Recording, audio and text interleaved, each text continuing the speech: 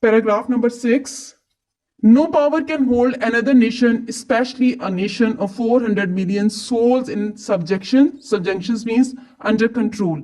Nobody could have conquered you, and even if it had happened, nobody could have continued its hold on you for any length of time but for this. Therefore, we must learn a lesson from this. You are free. You are free to go to your temples. You are free to go to your mosque or to any other place of worship. In this state of Pakistan, you may belong to any religion or caste or creed that has nothing to do with the business of the state. Quaid-e-Azam Muhammad Ali Jinnah repeatedly promised complete equality to all the citizens. Quaid-e-Azam Muhammad Ali Jinnah obviously understood the sensitivity of the matter and knew that breaking nation into groups and circles based on caste, creed, or religion would do us no good.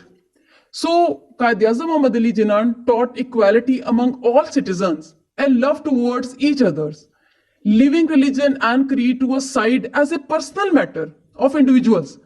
We should not obstruct the progress of the country.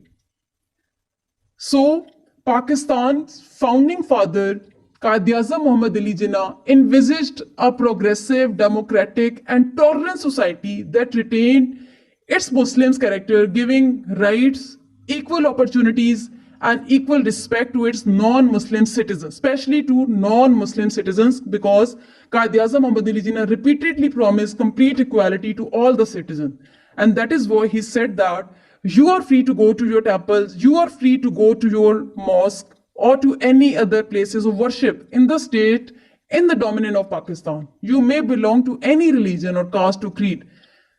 Such issues has nothing to do with the business of the state. And these are the matters of individuals. They are considered as a personal matter of individual, which should not obstruct the progress of the country.